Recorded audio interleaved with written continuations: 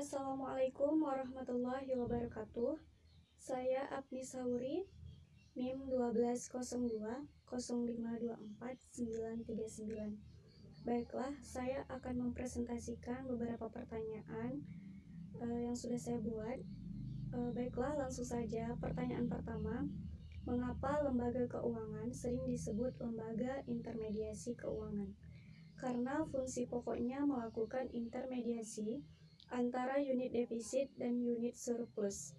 Intermediasi keuangan adalah proses pembelian dana dari unit surplus atau penabung untuk selanjutnya disalurkan kembali kepada unit defisit atau peminjam yang terdiri dari sektor usaha, pemerintah, dan individu atau rumah tangga.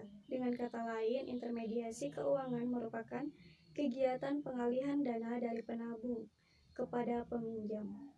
Pengalihan ini dilakukan oleh lembaga keuangan sebagai lembaga intermediasi. Lembaga keuangan memiliki peran pokok dalam proses pengalihan dana dalam perekonomian. Proses intermediasi dilakukan oleh lembaga keuangan dengan cara membeli sekuritas primer yang diterbitkan oleh unit defisit dan dalam waktu yang sama mengeluarkan sekuritas sekunder kepada penabung atau unit surplus. Sekuritas primer antara lain berupa saham, obligasi, komersial paper, perjanjian kredit. Sementara sekuritas sekunder dapat berupa simpanan dalam bentuk giro, tabungan, deposito berjangka, sertifikat deposito, polis asuransi, reksadana. Bagi penabung, simpanan tersebut merupakan aset finansial, sedangkan bagi bank merupakan utang.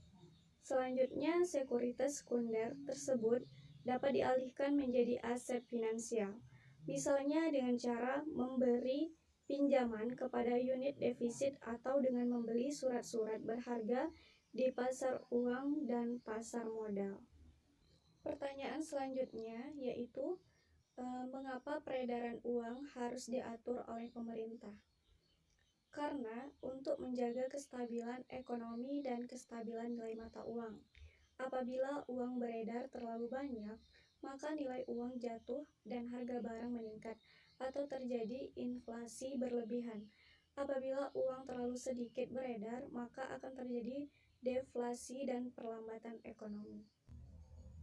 Pertanyaan selanjutnya yaitu jenis-jenis bank apa saja yang mencakup di dalam lembaga penjamin simpanan di Indonesia? Lembaga penjamin simpanan pada seluruh bank konvensional dan bank syariah yang beroperasi di wilayah Republik Indonesia yaitu bank umum, bank asing, bank campuran, bank swasta nasional, bank pembangunan daerah, dan bank milik pemerintah maupun bank perkreditan rakyat atau BPR. Pertanyaan selanjutnya yaitu siapa yang melakukan pengawasan perbankan dan yang mengatur serta mengawasi jalannya perbankan di seluruh Indonesia? Yang melakukan pengawasan perbankan dan yang mengatur serta mengawasi jalannya perbankan di seluruh Indonesia adalah OJK atau Otoritas Jasa Keuangan.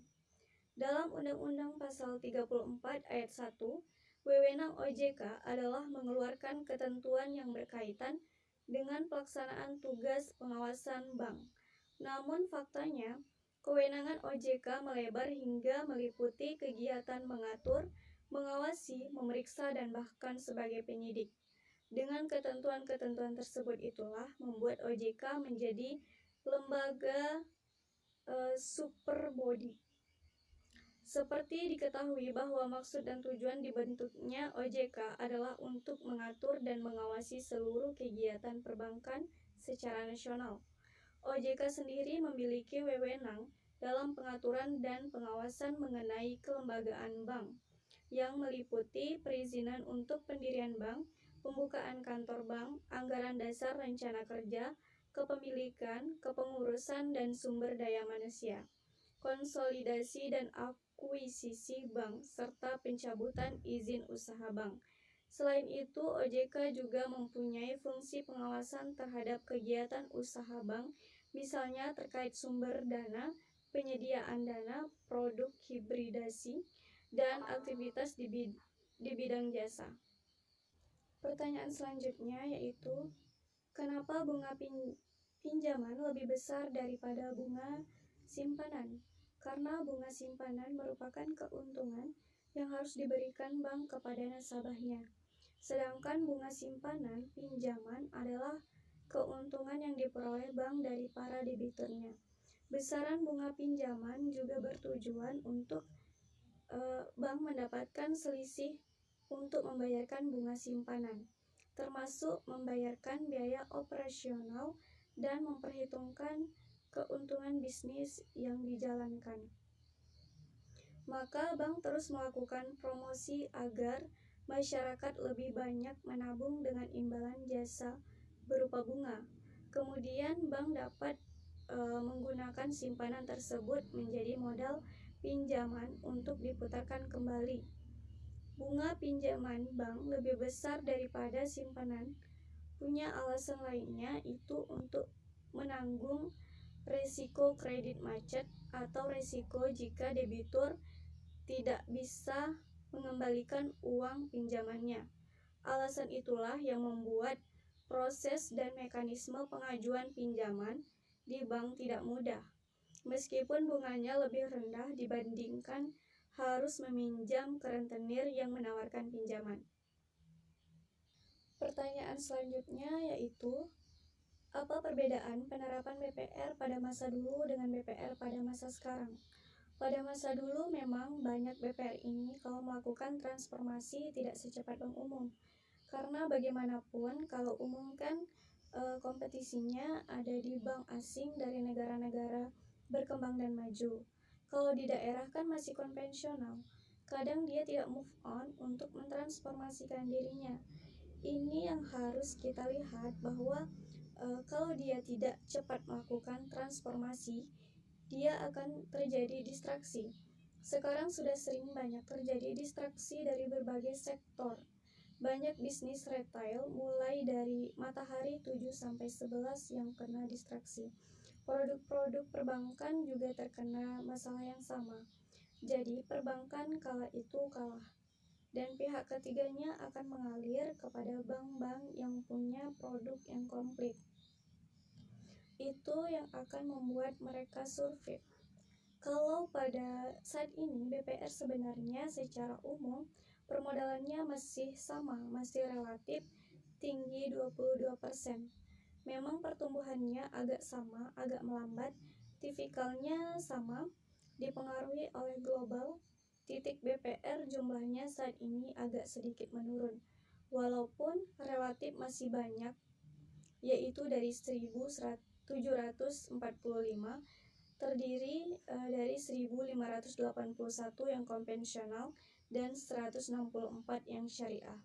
Titik kedepannya BPR ini memang harus melakukan transformasi seiring dengan perkembangan digital ekonomi, baik dari sisi produk dan pelayanan maupun dari tata kelola.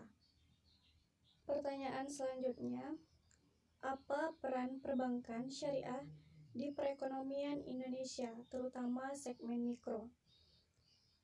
Karena bank syariah sebagai lokomotif penggerak perekonomian yang bertumpu pada pertumbuhan sektor real, sekaligus memberi porsi yang lebih pada segmen mikro, sehingga bank syariah juga membantu perkembangan UMKM, khususnya dalam pemberian modal serta memberikan pelatihan di bidang usaha. Harapannya agar perekonomian rakyat menjadi berkembang.